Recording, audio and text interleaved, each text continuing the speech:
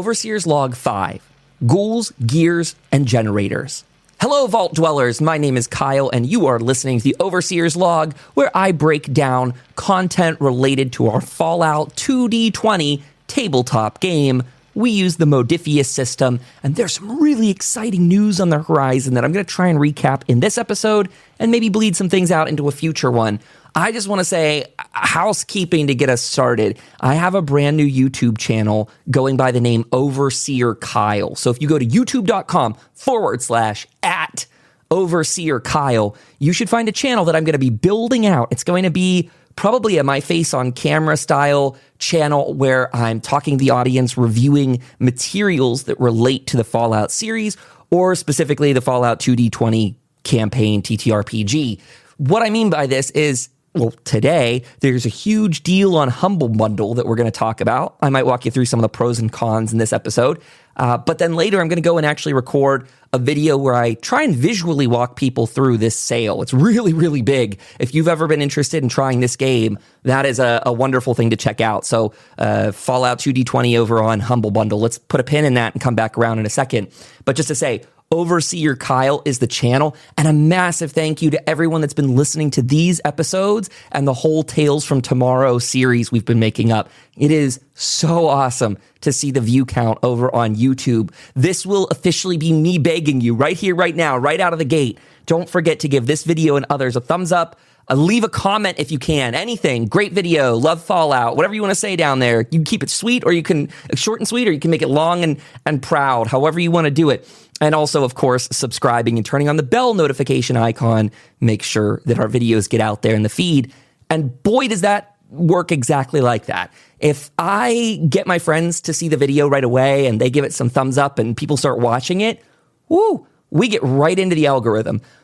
If I release it at an hour that I'm not paying attention and it kind of sits there for a little bit, it gets hidden in the algorithm. And that's just the way of the beast, I suppose. But I do want to thank people and shout out right off the top. We are sitting at 202 subscribers on the Tales from Tomorrow account. The account name specifically, you're listening to this episode, so you're probably subscribed, but youtube.com/@Tales_from_tomorrow_Fallout. It's a little bit of a longer name, but at least it shows itself. The other Tales from Tomorrow that was just a shorter URL was already taken, and this one sort of makes it obvious. So pardon the age of long URLs that are very smudgy and obscured, but I guess that's what happens after the internet's been sort of ransacked for the past 20 some years. It's so awkward. The account we're competing for, or competing with for this stuff, they seem like probably a nice person or whatever, but it's just like an AI account. Like, it's just some AI art videos, if you want to call it that. And that's fine, but they don't really use it. And that is the story of my life in a nutshell. URLs that I want, usernames that I want, and they're occupied by nothing, nothing of substance. But, no shade to that channel in any way, shape, or form. Let's get around to something really exciting. So, I guess we already have new channel out there that's going to have some Kyle-centric content. New sale that's going on by Humble Bundle. I think that's what we're going to go into next here. And then just a general celebration about the absolute crazy subscriber count. 202 subscribers to me. I've never really done YouTube in any kind of big way before. I don't know if I've ever had 500 views on a video before. So to see that from last week's episode, Mayor for a Day, it's sitting at 519 views right now, 8 days ago. And the last Overseer Log, 90 views. Just listening to me sit here and run my mouth about our game and how much I love it. But that's why we're doing this. I wanted a backlog. No, I wanted backlog, catalog. I wanted a history of how this game was progressing. And so that's what these episodes are. They are rambles. It's the point. I'm sorry. If that's not something you like, skip to the other main content. But these episodes are probably always going to be something rambly. I've promised in the past I will get my friends in here to try and do some deep dives on their characters. I just haven't been really forward in getting them to do so. We've all been a little busy. Dark Knight has been out of town this last week, and he will be this upcoming as well, which makes for a really good narrative hook for our story, that his character is in town and the players are going around. They might go back to the radio tower, is the word on the street, but But anyway, let's get into saving you all a bit of money. So in coordination, this would be Modifius, this would be Alchemy, VTT, and Humble Bundle. They are doing a huge sale this weekend. You can buy the entire collection of the Fallout 2D20 campaign series on Alchemy. Well, I guess you buy it through Humble Bundle, but then the code is for Alchemy. So let's start there. That is a key point for people. These are specifically if you're using the Alchemy VTT. If you don't use the Alchemy VTT, or specifically if you hate the Alchemy VTT, then this deal is not for you. Though I've heard you could pull down some of the art assets and copy some of the things, but it will not be really user intuitive. These do not include the PDFs, I've heard. So do with that as you will. Foundry does not have official support for the game, but sounds like something that I noticed over on Reddit. A lot of people were kind of shitting on Alchemy and instead talking up Foundry. So for what that's worth, there's always pros and cons to these things. Seems like there's a little bit of a split in the community. I'll give you my honest thoughts on Alchemy. That's what we've been using for the past 6+ months. I think we started using it. Well, maybe we started using it towards the very beginning. Maybe that's what allowed us to really get into it. I think we ran maybe 2 sessions without Alchemy. So maybe we got into Alchemy by June of 24. And it's decent. Look, Alchemy, I would love to write you a love letter and say how much I enjoy having the books through your service. But the problem is the software is way too clunky to be something of 2025. Like, I have a decent MacBook, and it's just absolutely hot all the time, strained, and only with Alchemy. I can export 3.5 hour videos, 1080p, 60 FPS, for YouTube and all that. And my computer does not get hot. But Alchemy, oh my goodness. Yeah, and on my Windows PC, the very same. It's just a clunky bit of software. And this is not me saying that you should run away from Alchemy. It is, I think, considered largely like the second best behind Foundry. Sorry, that was a slip up. That was a Freudian slip. Foundation, the city in the game. But yeah, so do with that as you will. Let me try and warn you of the pricing, though. So if you own none of this VTT through Alchemy before, all you need to pay if you want the biggest barrel of the deal here is $25 US, and you get everything. That is what I checked out with yesterday, and that is what I was the most impressed with. $25 for everything. That was the core rule book. It is the Settler's Guidebook, the Wanderer's Guidebook, which are the 3 most important that you would get, I'd argue. If you couldn't live with anything else, those would be the 3 pieces I'd recommend. Those are the most substantial updates to it. Winter of Adam should be in there as well. Actually, I'm going to pull the page up right now. One sec. Okay, I've got it right in front of me. So I don't know what sort of order this is in. Yeah. Let's start at the bottom. You get the core rulebook enhanced edition. That gives you sound effects, visuals, things like that to use within Alchemy. Really cool. I had purchased this out of pocket before, full cost.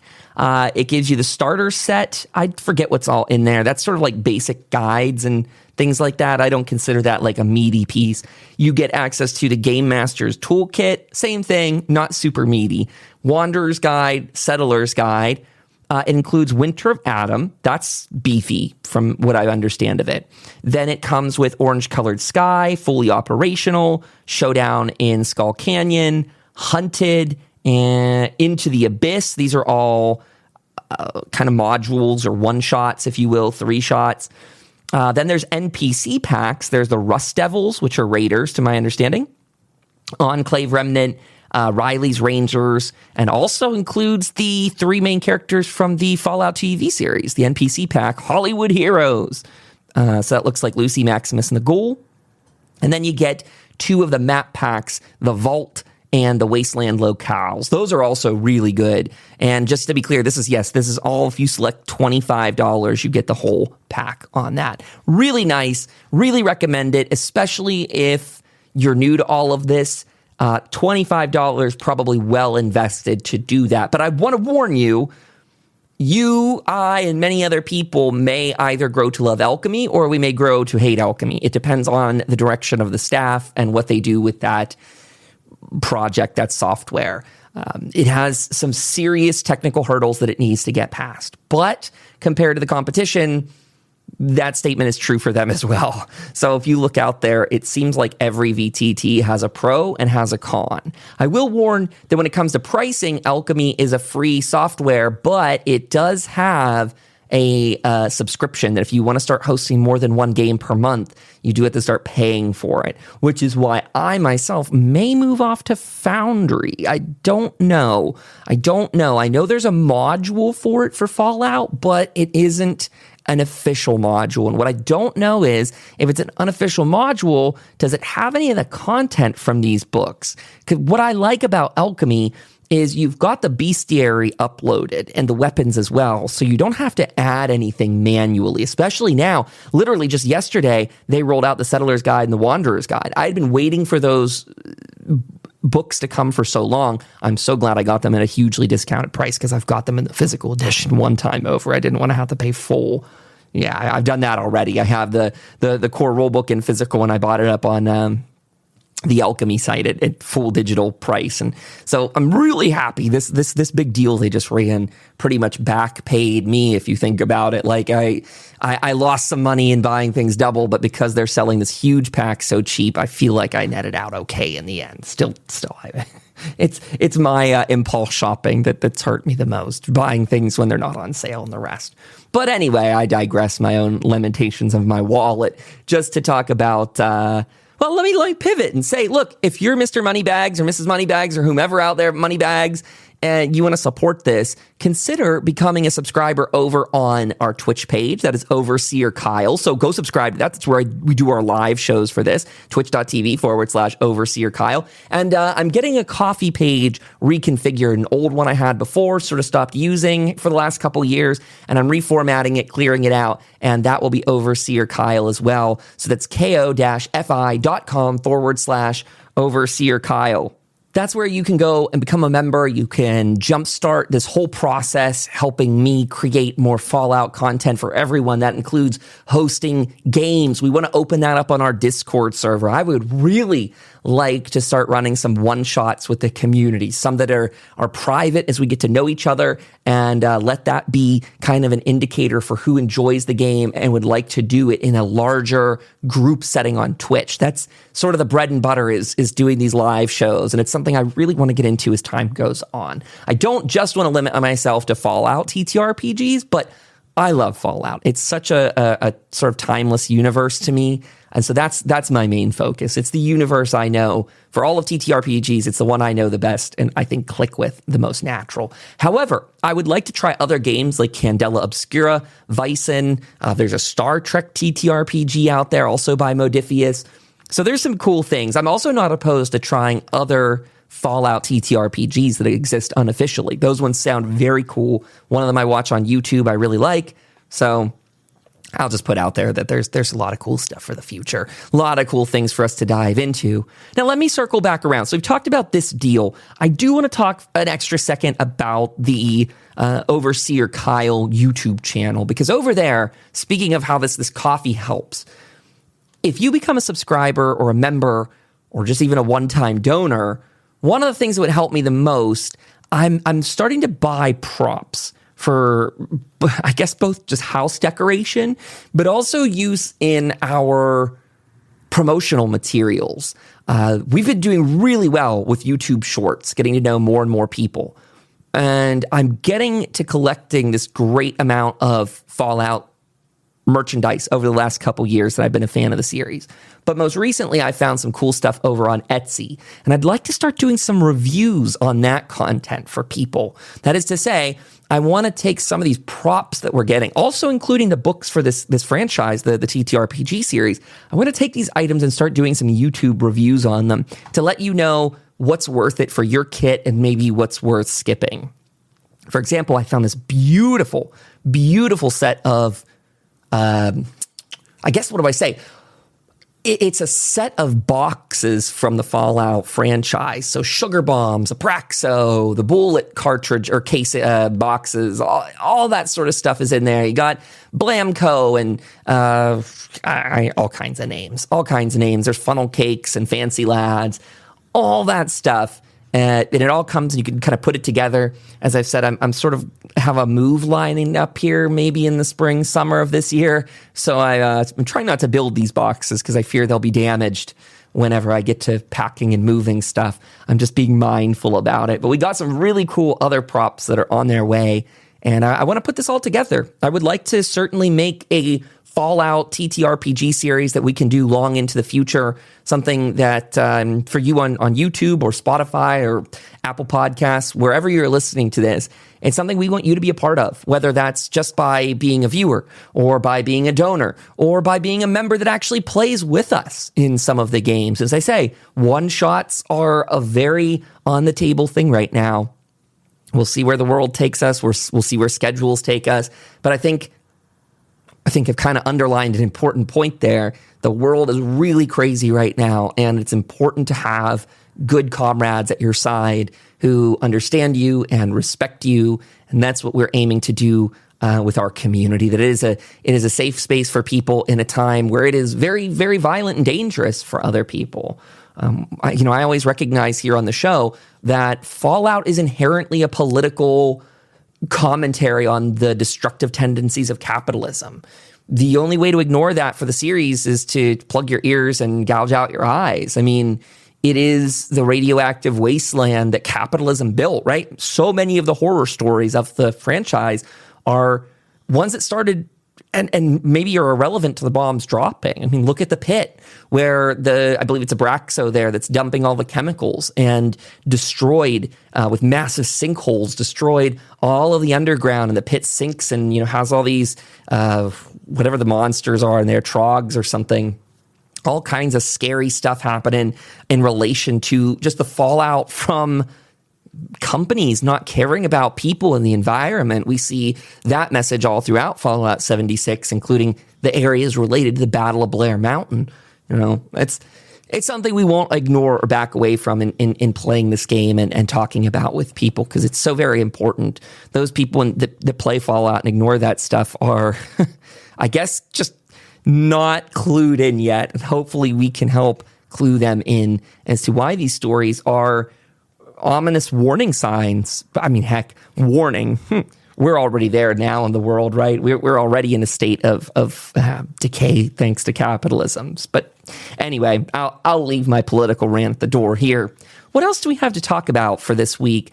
Maybe I could give a brief recap of the last episode too before I bring this episode to a close. But last week, my players, that was Sam playing Skylar and the other way around. Skylar's playing Sam, and we have Mac Ravenblood playing Raven. They went down from Hope to find generators and wound up in a completely surprising situation to me. That was a very fun example of me having a completely different roadmap in my head for what I thought they were going to do that night, and they made a change that wound up being super fun.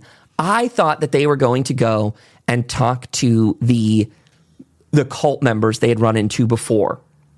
I had sort of remembered that in my head, that was like what they were up to the week prior.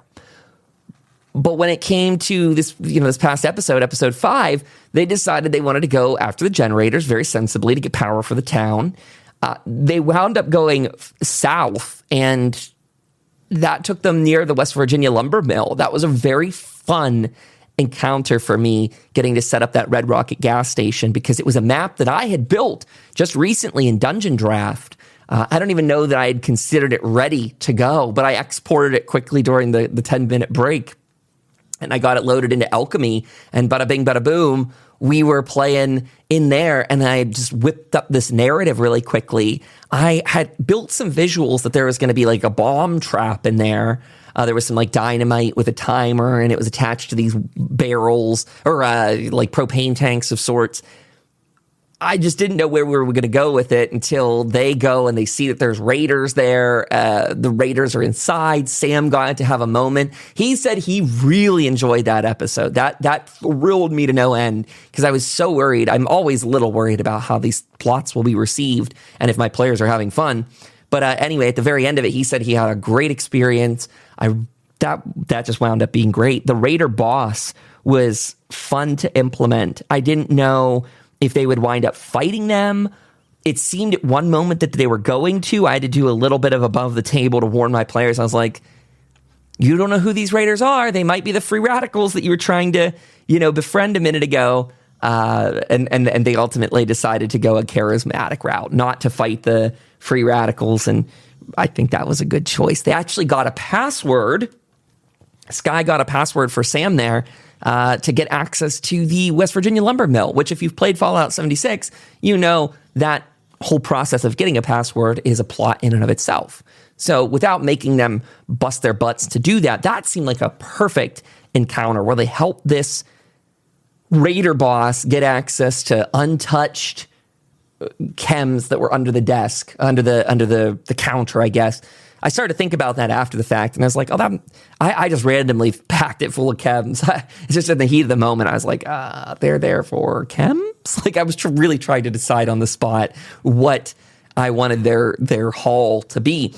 But then it wound up that the chems were not the only takeaway, that the raiders had cleared the facility of landmines because they were bringing in a truck. They brought in an armored truck to haul out that fuel tanker from the Red Rocket depot. That was, to me, very cool. I, again, had no plans at all for the truck to make an appearance. I, of course, didn't have any visual indicator for this, but theater of mind, very Mad Max looking, armored sides, sort of. You actually can go and look at what those people were making at the West Virginia lumber mill if you want to go see it in game. That's where I drew my inspiration. I like to stay somewhat true, well, majority true to the original story that's existing.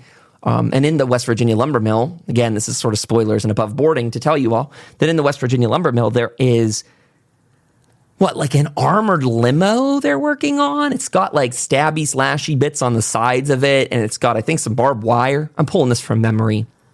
And I want to say there's a second vehicle as well. So they're working on it in the Fallout 76 video game, and I thought that would be a smart thing to bring into the TTRPG series because they can pilot vehicles. That is a thing they can do later on in the game. So if they want to get around to driving things, I sort of wanted to introduce it softly. I've also had this thought, and I want to say it came up in the last game, that the reconstruction and building of a rail system throughout Appalachia is going to be sort of the overarching story for the region. That in Fallout 76, you're helping get gold and wealth back into the area, and it's attracting a lot of settlers and that type into the region. But then in our game, which happens a few years afterwards, we're checking in and seeing how Appalachia is developing after that time. That, again, people are there, there's life coming back, foundations growing, and there's some interest in reconnecting with the West Virginia lumber mill. Maybe you could figure out why in the name of it, that it is a lumber mill and has access to float logs down the river. That's sort of just coming to my mind right this second based on where it's located. Think of float logs down the river. I've kind of had this suspicion that we might talk about the rail line expanding. My players are technically playing over the Ohio River. They're maybe going to go over to the other side. It's completely up to them if that's the route they want to go. But that's sort of something I talked to them above board. I was like, if you guys want to go this route, this is a completely unexplored land in the official canon. So this gives us a lot of building room for our own plots and things like that, which is where I will be implementing. Again, if this is spoilers to my players or whomever, if you don't want to know, but I will be implementing some of the wasteland locales maps in those areas. I really want to plug in some of these. There's like storefronts and diners and all this other stuff. So I have a little bit of an idea of how to lay that out. Not to mention, I'm really eager to use that Fallout Vault map pack that they have up on, again, Humble Bundle and Modifius and other sites. So that's something of big, eager intent to me. So to conclude, I guess the recap for that is just to say they went south. They decided to spend the night at the Red Rocket after the Raiders took away their gas, and they headed out peacefully. So my players will pick up next time. They have a talk about going to the radio tower to maybe meet with Modus. So we'll see if that works out or not. Let's see. I've mentioned the sale. Did I tease the map updates? I think so. Maybe that also means if I built anything. Well, I guess I can tease this. I did start, I'm not sure if it'll be ready, but I did start working on the basics of a vault. Well, no, a bunker for Modus under the radio tower. I really have just a rough sketch of almost a T-shaped hallway. And it wasn't what I described to Dark Knight when he went down there with Jim, was it was very dark. It had nice pre-war pristine furnishings, but it felt sort of ominous and empty. In fact, without being too scary, I wanted it to have the empty feel that sort of a Borg cube does in Star Trek. That when you beam aboard a Borg cube, the robots are not trying to attack you. The cyborgs, the Borg, are not trying to attack you immediately. But instead, they're just going about their mission as they are drones of the collective. In this case, very similarly, that I believe Jim found out there were Mr. Handies or Colonel Gutsies down here.